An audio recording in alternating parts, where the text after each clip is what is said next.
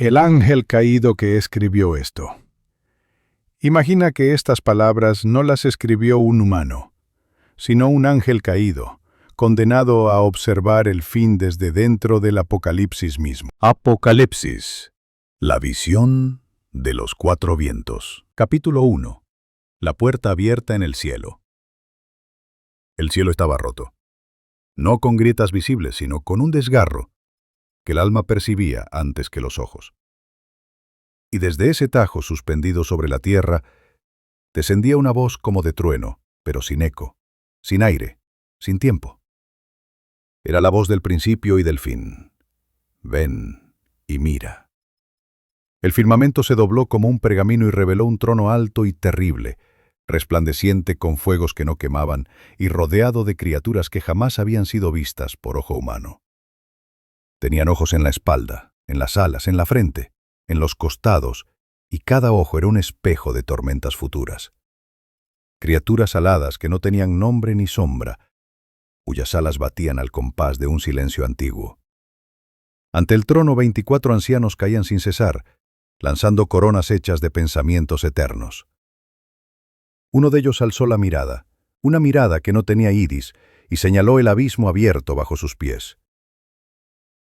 Los sellos están por romperse, dijo, y cada palabra retumbó como un martillo en la conciencia del cosmos. Del suelo brotó un mar de cristal, y en su centro emergió un libro sellado, con 7 sellos, que no podía ser leído por criatura alguna ni en el cielo ni en la tierra, ni debajo de la tierra. El libro temblaba como si guardara en su interior las arterias del tiempo. Una lágrima invisible fue derramada, y la tierra tembló por dentro. El viento dejó de soplar, los astros dejaron de girar, y hasta los muertos detuvieron su descanso. Entonces apareció un cordero como inmolado, vivo pero sangrante, glorioso pero desgarrado. Sus ojos eran fuego y misericordia, sus pies como bronce al rojo vivo. Tomó el libro con manos heridas por clavos eternos, manos que ya habían sostenido el universo. Cuando rompió el primer sello, el silencio cayó sobre toda la creación. Y del silencio surgió el primero. No fue un sonido, fue una visión, una herida abierta en el tiempo. Y con ella, la historia de los jinetes comenzó. Capítulo 2. El jinete del caballo blanco. El primer viento sopló, y con él el caballo blanco cruzó el umbral del tiempo.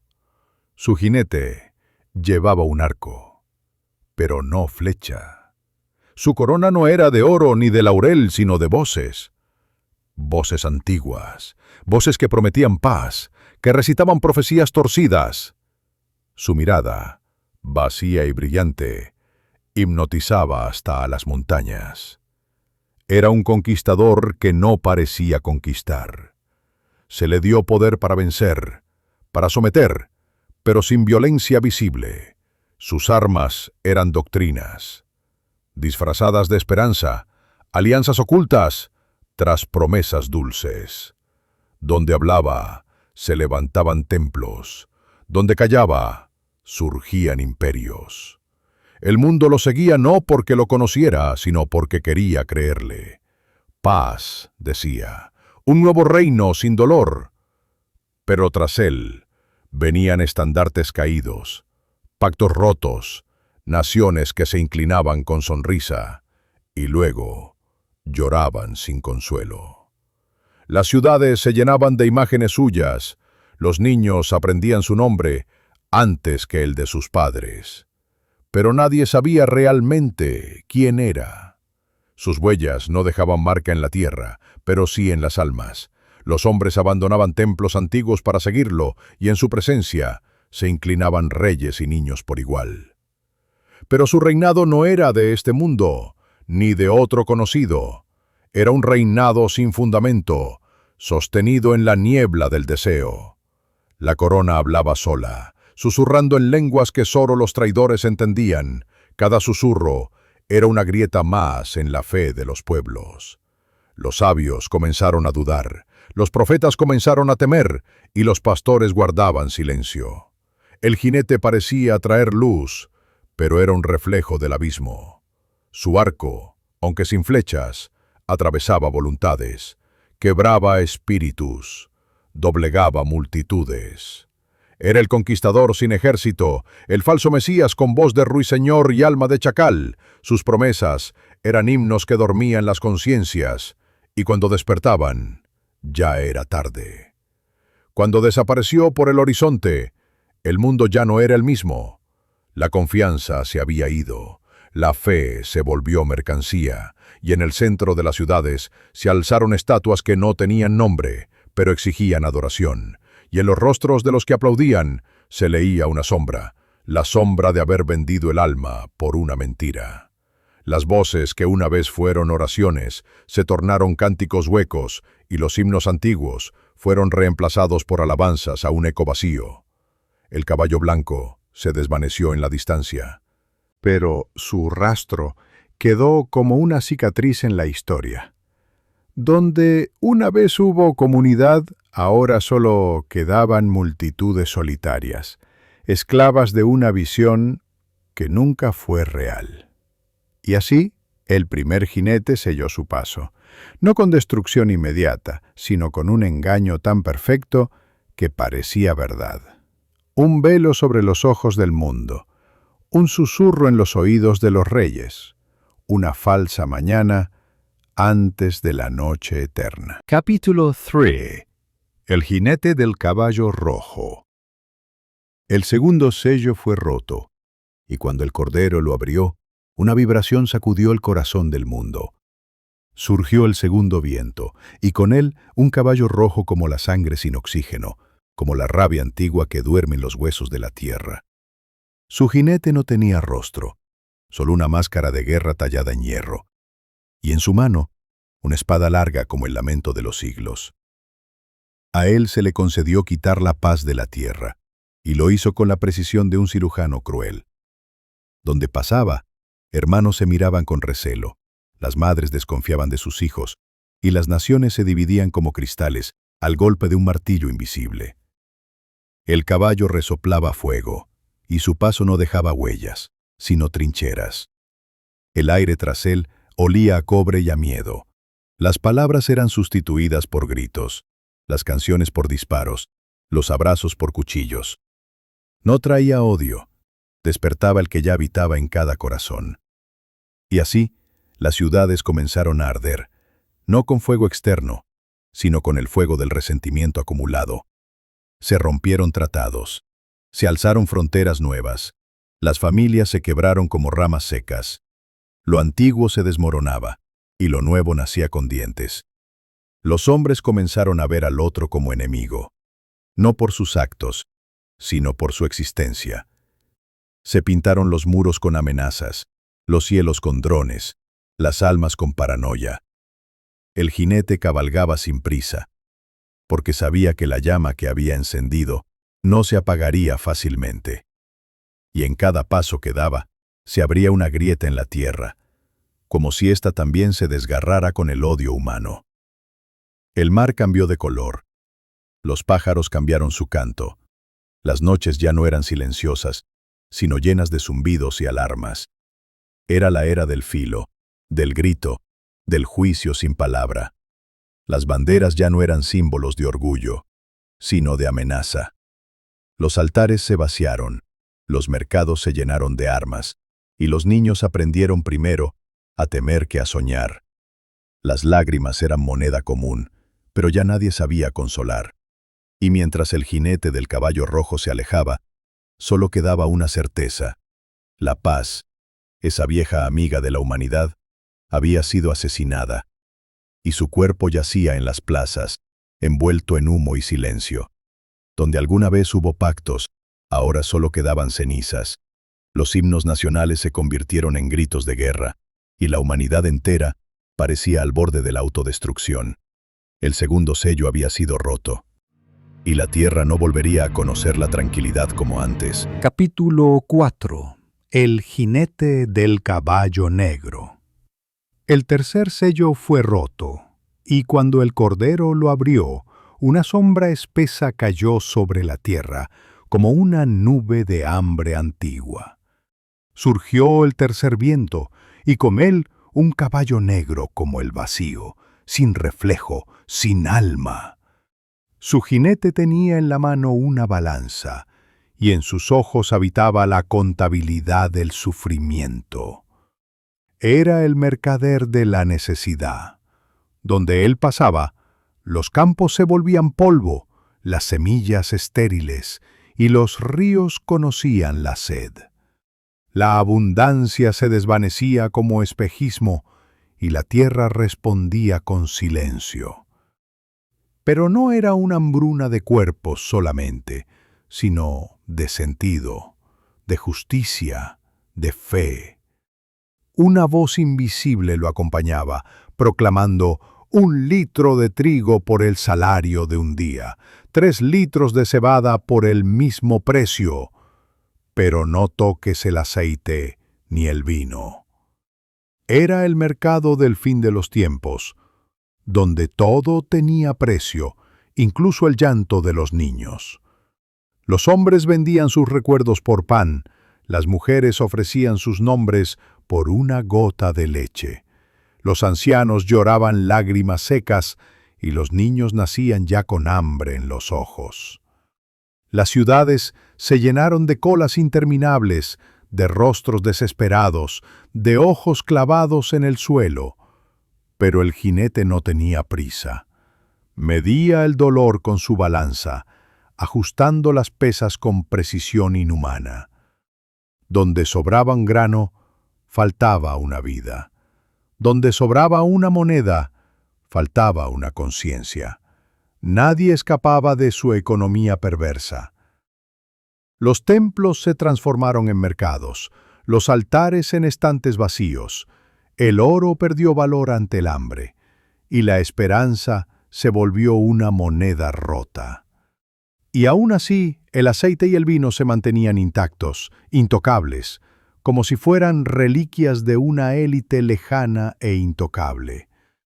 El jinete del caballo negro no hablaba, pero su silencio pesaba más que cualquier sermón.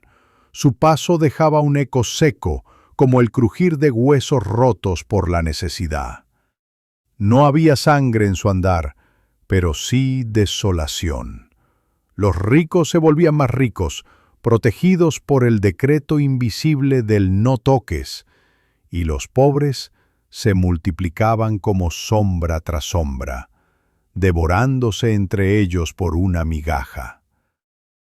Y cuando el caballo negro se desvaneció entre las nubes del horizonte, la tierra quedó quebrada, no por guerra, sino por el hambre que desintegra las almas.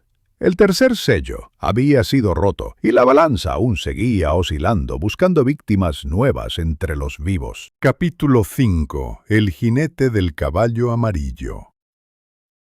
El cuarto sello fue abierto, y con ese acto el aire mismo se volvió pesado, como si la tierra contuviera el aliento esperando el peor de los juicios. Desde lo profundo de la nada emergió un caballo pálido, de un color que nadie podría describir sin sentir escalofríos. Era el color de la enfermedad, de la carne que se pudre, del sudor frío de los moribundos que sentían el dolor profundo y crujir de dientes.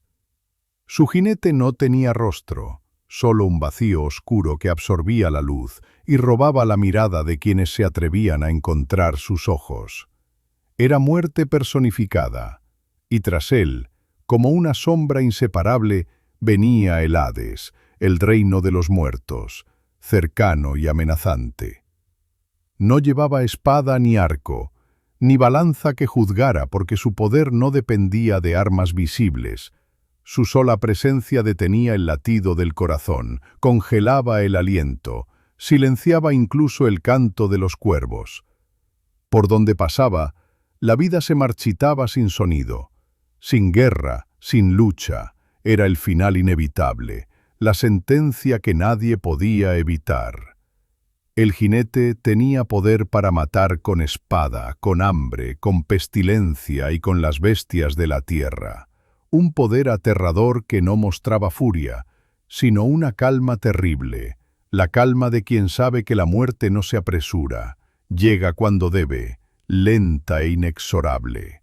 Los campos yermos comenzaron a extenderse, los cuerpos se amontonaban en silencio, los hospitales se llenaron de camas vacías y voces apagadas, las iglesias cerraron sus puertas, y las oraciones se volvieron ecos perdidos, cayendo como hojas muertas en un otoño sin fin. Los rostros de los moribundos reflejaban miedos distintos, el terror al abandono, al dolor, a la tristeza del arrepentimiento, la resignación del final. No importaba la condición social, la edad o el pecado, todos eran iguales bajo la sombra del jinete amarillo.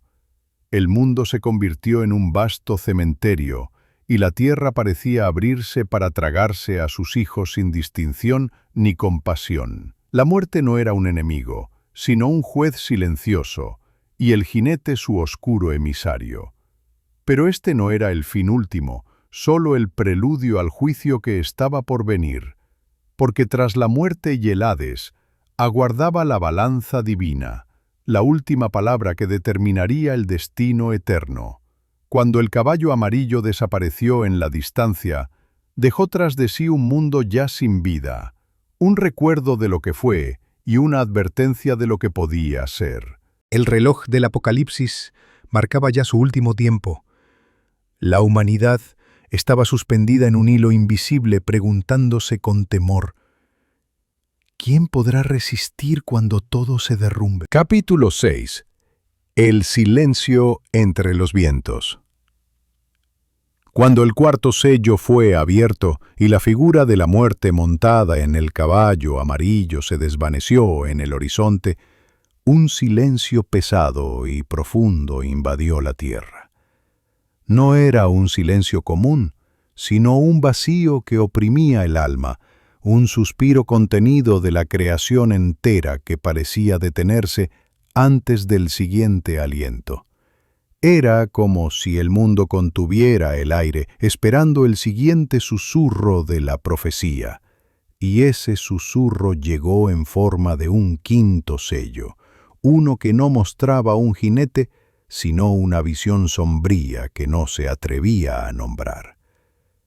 Los mártires, aquellos que habían entregado su vida por la verdad y la justicia, aparecieron bajo el altar celestial, clamando por justicia, pidiendo que se vengara su sangre derramada. Sus voces eran un eco que atravesaba los siglos, un clamor que no podía ser ignorado ni por el cielo ni por la tierra. Sus almas eran como llamas apagadas que ardían en la penumbra, heridas invisibles que sangraban en el corazón de la humanidad. Cada nombre que fue olvidado, cada lágrima seca, cada grito silenciado se unía en una sinfonía de dolor y esperanza. El Cordero levantó su mirada y el mundo se estremeció al sentir la carga de aquel clamor, porque ese clamor era el recordatorio de que la justicia divina no se había olvidado de aquellos que sufrieron. Era la promesa de que, aunque el mal pareciera triunfar, la verdad finalmente sería revelada y los que habían sido oprimidos serían recompensados.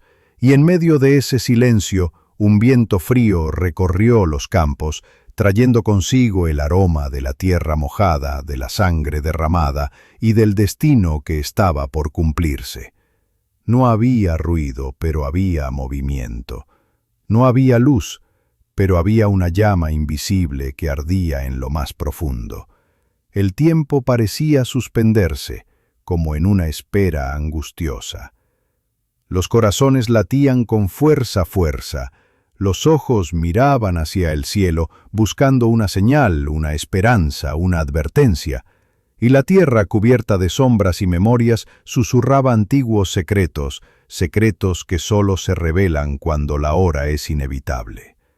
En ese momento, la humanidad entendió que el silencio no era la ausencia de Dios, sino la preparación para el juicio que estaba por venir.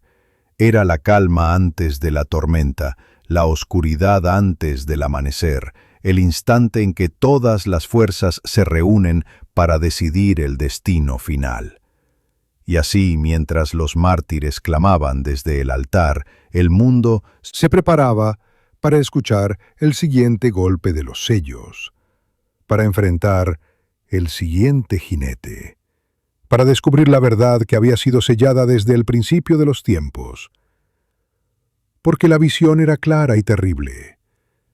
El Apocalipsis no era solo destrucción, sino revelación. No era solo el fin, sino el principio de algo más allá del entendimiento humano. Y en ese instante, en ese espacio suspendido entre la desesperanza y la fe, el corazón del cielo latía con una fuerza que nadie podría ignorar. Capítulo 7. El jinete del caballo desatado. El sexto sello fue roto, y con él el cielo pareció rasgarse más profundamente. Un trueno ensordecedor resonó, un grito que desgarró la oscuridad como un cuchillo cortando la carne. Y desde ese desgarro surgió la visión del jinete que no cabalgaba solo, sino acompañado por legiones de sombras. El caballo desatado era pálido, pero no era el pálido de la muerte fría y silenciosa, sino el pálido del terror vivo, del horror que no se puede nombrar. El jinete tenía ojos que reflejaban la desesperación de la humanidad y una corona de espinas que no hería la carne, sino el espíritu. Con cada paso que daba el aire se envenenaba y las tierras temblaban bajo su peso. Los vientos traían consigo el olor a sangre seca, a quemado y a miedo. La guerra había comenzado, no solo entre hombres, sino dentro de cada alma. La humanidad se volvió contra sí misma, los amigos se convirtieron en enemigos, los hermanos en rivales, las ciudades en fortalezas de odio, las palabras se tornaron cuchillos, y la confianza se desplomó como castillos de arena. Los ejércitos marcharon sin saber por qué, los líderes alzaron sus espadas sin saber contra quién. El sonido de las batallas no era solo de acero contra acero, sino de gritos, lamentos y plegarias desesperadas.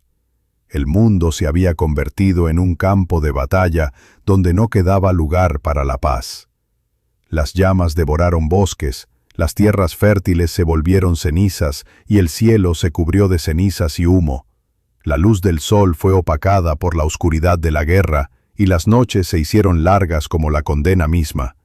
Pero en medio de esa destrucción, el jinete permanecía implacable, cabalgando sin descanso, su rostro una máscara de determinación y furia divina. No había compasión en su mirada, solo la certeza de que la guerra era el instrumento necesario para el despertar final, y, mientras la humanidad se consumía en su propia sangre, el cielo se mantenía expectante, porque la guerra no era el final, sino una purga necesaria para preparar el camino hacia la justicia.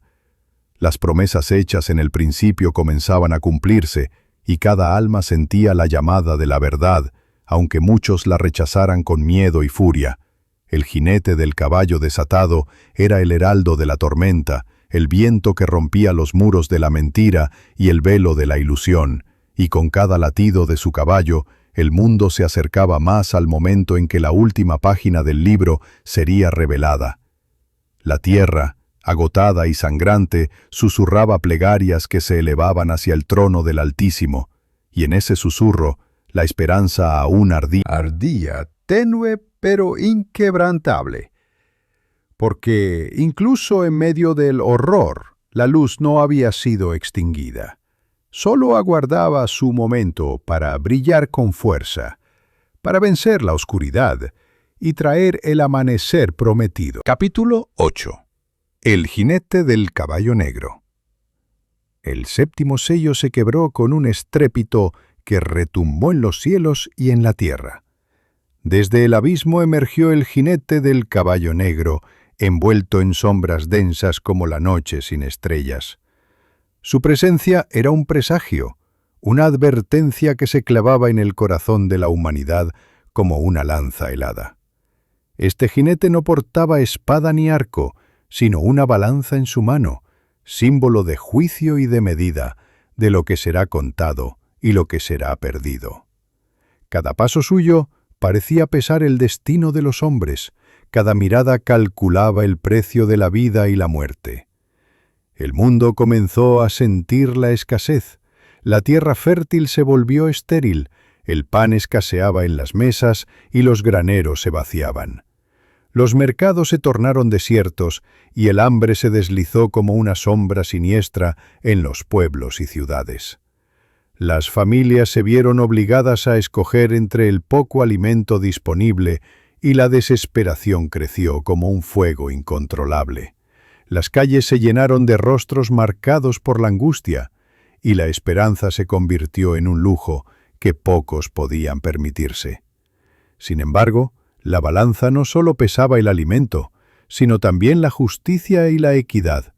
En medio de la crisis surgieron actos de bondad inesperados, sacrificios anónimos y gestos de humanidad que se negaban a desaparecer.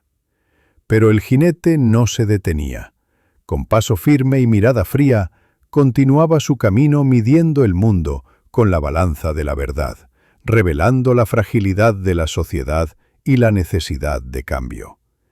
El sonido de sus cascos era un eco de advertencia que resonaba en las mentes de los hombres.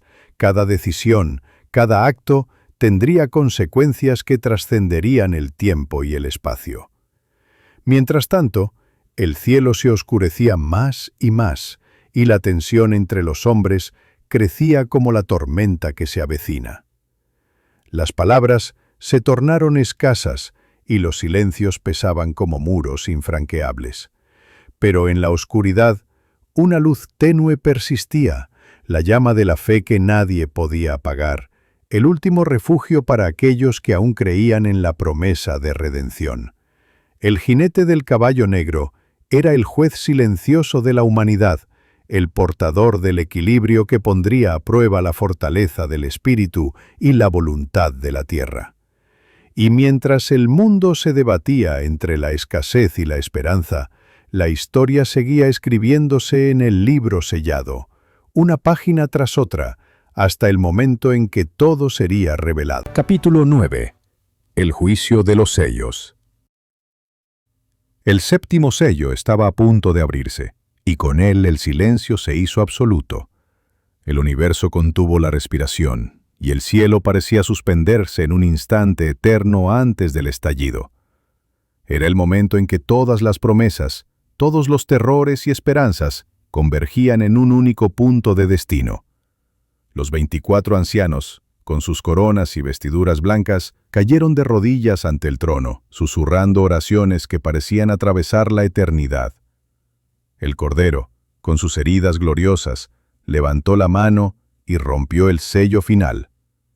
Un viento invisible comenzó a soplar desde el norte, trayendo consigo voces lejanas y ecos de un pasado y futuro entrelazados. Entonces, las trompetas se escucharon, una tras otra, cada una anunciando una plaga, un juicio, un llamado a la conciencia de los hombres. El cielo se tornó rojo sangre y la tierra se partió, revelando grietas que emanaban fuego y humo. Los jinetes ya desatados en el mundo parecían tomar un nuevo orden, como piezas en un juego divino que se movían con precisión y destrucción inevitable.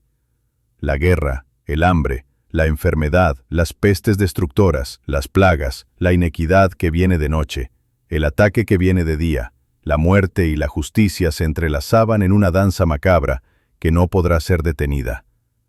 Pero en medio del caos, surgieron señales de resistencia y fe. Algunos hombres y mujeres se aferraron a la luz, buscando refugio en la palabra, y la palabra fue oída. En ciudades desmoronadas, comunidades se unieron para proteger lo poco que quedaba, para cuidar a los débiles y mantener viva la especie y la llama del amor. El juicio no era solo castigo, sino también purificación. La tierra se limpiaba de su corrupción, el espíritu humano se ponía a prueba y se enfrentaba a sus propias sombras. Las visiones se volvieron más claras y el futuro, aunque incierto, estaba marcado por la promesa de renovación. Pero antes de que la nueva era pudiera nacer, la batalla final tendría que librarse en los corazones y en las almas. El libro del Apocalipsis estaba llegando a su fin, pero la historia humana continuaría. escrita por aquellos que decidieran resistir y creer. Capítulo 10. La caída de los reinos. Con la apertura del siguiente sello, la tierra comenzó a temblar terremotos y desgajamientos bajo la presión de la furia invisible. El cielo se oscureció con nubes densas y pesadas de pestes destructoras y un viento frío como el acero que cristalizaba las calles desiertas. Los reinos del hombre, esas fortalezas de poder y orgullo, comenzaron a caer o derrumbarse uno tras otro, y no quedó nada sobre la tierra y nada bajo el mar, como castillos de arena ante la marea implacable del juicio divino y final. Las ciudades que una vez se alzaron con esplendor y soberbia, ahora eran escenarios de ruinas humeantes y ecos lejanos de gritos olvidados. Sí, los tronos vacíos se mecían con el viento y los símbolos del poder humano se desvanecían en la niebla. Gobernantes y gobernados, ricos y pobres, todos caían perseguidos con la saeta que vuela de día y de noche, bajo el peso de una realidad de la cual nadie puede escapar. Nada de lo creado por manos humanas quedara. La corrupción que había permeado cada rincón de la sociedad fue expuesta como una herida abierta. Los pactos ocultos, las traiciones silenciosas y las injusticias guardadas en la sombra salieron a la luz, iluminadas por una claridad que dolía. El juicio no perdonaba ni a los poderosos ni a los humildes. Todos estaban sujetos a la balanza que pesaba almas y acciones. En medio de este caos, la gente buscaba respuestas y refugio, pero el suelo era movedizo, y las certezas se desvanecían como humo en la brisa.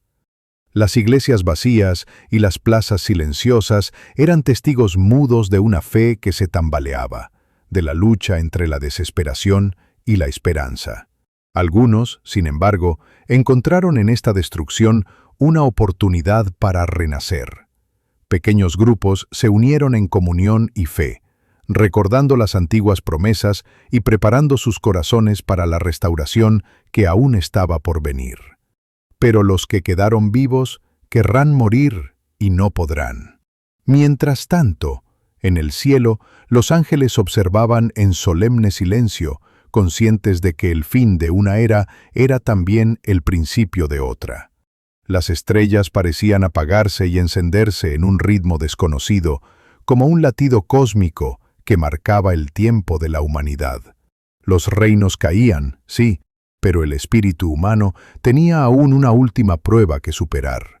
La verdadera batalla no era solo la de las naciones, sino la de las almas que debían decidir entre la sombra y la luz. Y en el horizonte, más allá del caos y la destrucción, brillaba una luz que prometía redención, un amanecer que se acercaba lentamente, impulsado por la voluntad de aquellos que se negaban a rendirse. Capítulo 11. El retorno del castigo. El sello abierto liberó una tormenta de fuego y juicio que descendió sobre la tierra como un castigo anunciado desde los tiempos antiguos. Los cielos se encendieron con relámpagos que rasgaban las nubes y el aire se llenó del olor a azufre y ceniza. Los ríos se tiñeron de rojo y la tierra se agrietó bajo la furia divina. Este era el momento en que la justicia celestial tomaba forma, un castigo que no solo golpeaba a los cuerpos, sino que penetraba hasta las raíces del alma. Las naciones se dividían, los aliados se volvían enemigos y la confianza se erosionaba como piedra bajo la lluvia. Los hombres que antes se creían invencibles ahora se arrodillaban, no por fe, sino por miedo. Sus voces imploraban clemencia en un idioma antiguo que parecía perderse en el viento.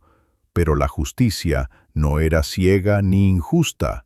Cada acto había sido registrado, cada pensamiento pesado, y nada escapaba al juicio del Altísimo. Las ciudades se vaciaron, los campos quedaron yermos, y el silencio se volvió un grito que resonaba en la conciencia de todos. El castigo no solo era externo, sino interno, una purga que sacudía las entrañas de la humanidad, exponiendo sus sombras más profundas, pero en medio de esta destrucción surgían destellos de esperanza. Algunos elegían enfrentar el juicio con humildad y arrepentimiento, descubriendo que en la aceptación del castigo podía nacer la salvación. La fe, aunque debilitada, no desaparecía. Era una llama que resistía el viento y la tormenta.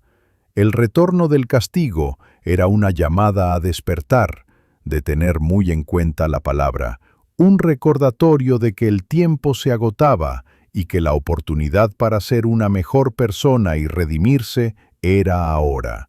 Las almas se encontraban en la encrucijada entre la condena y la misericordia, y la elección era definitiva.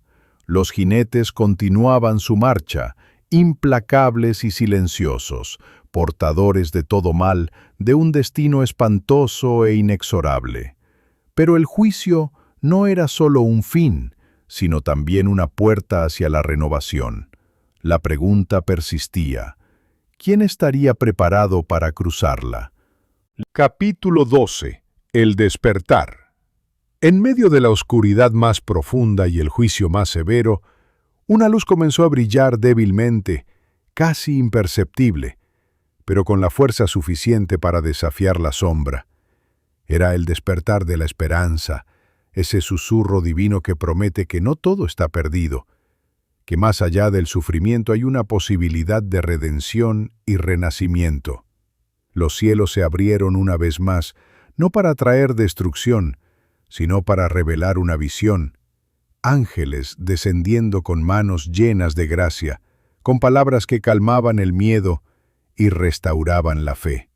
La tierra, agrietada y cansada, empezó a sentir el roce suave de la misericordia del mente.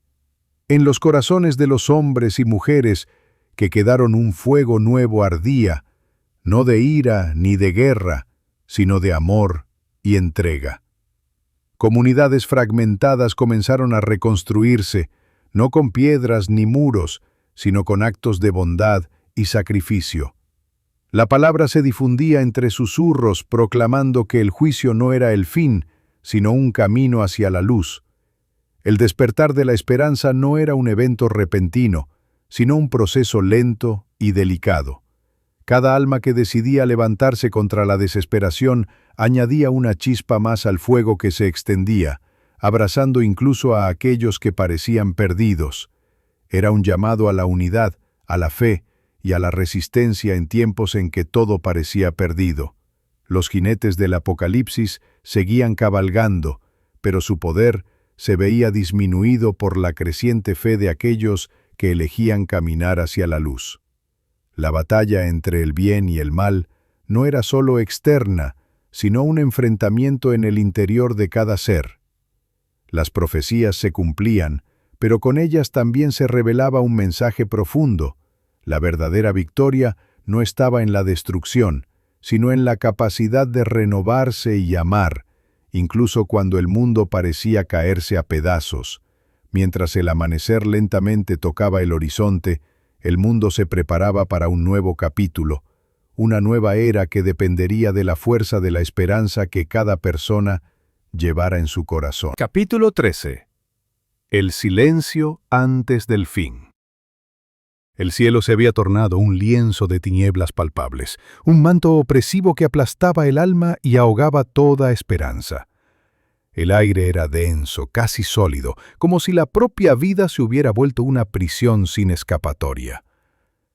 Cada latido era un eco ensordecedor de un final inevitable, y el mundo contenía la respiración, esperando el último golpe.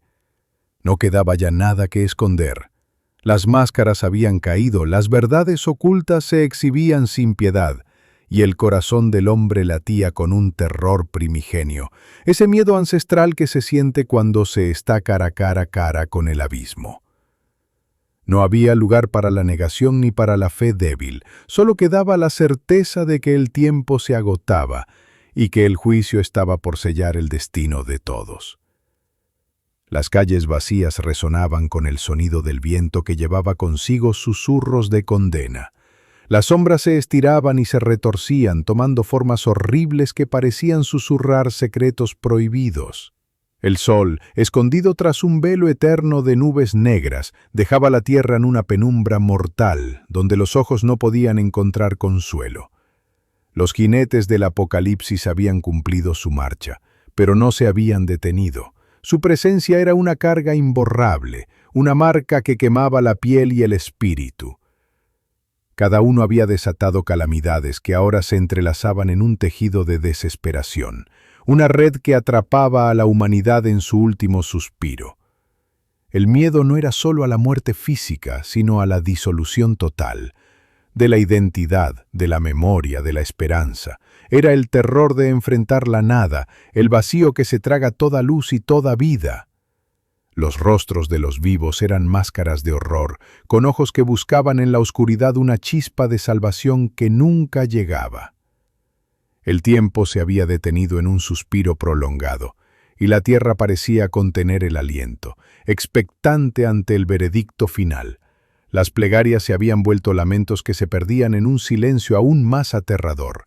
La sensación era que algo mucho peor que la muerte misma acechaba, un olvido eterno, un juicio sin clemencia. Y en medio de esa desesperanza, la voz del Cordero resonó una última vez, un sonido que no traía consuelo sino el recordatorio brutal de la justicia y la misericordia entrelazadas. La humanidad estaba al borde del abismo, y el futuro pendía de un hilo invisible que solo la voluntad y el arrepentimiento podrían sostener. Este era el silencio antes del fin, el preludio a una era desconocida y temida, donde la sombra y la luz se enfrentaban en una batalla final. Quienes aún respiraban sabían que nada sería igual. Debemos recordar que el que guarda la palabra de Dios es salvo, que caerán 10.000 a derecha y 100.000 a mi izquierda, pero a mí no me sobrevendrá mal alguno, porque Dios mandará a sus ángeles para que me levante y mi pie no tropiece con piedra alguna. Dejar huellas bonitas a nuestro lado es un mandato de Dios. No nos olvidemos de la palabra. ¿Y tu familia están preparados en conciencia para este apocalipsis?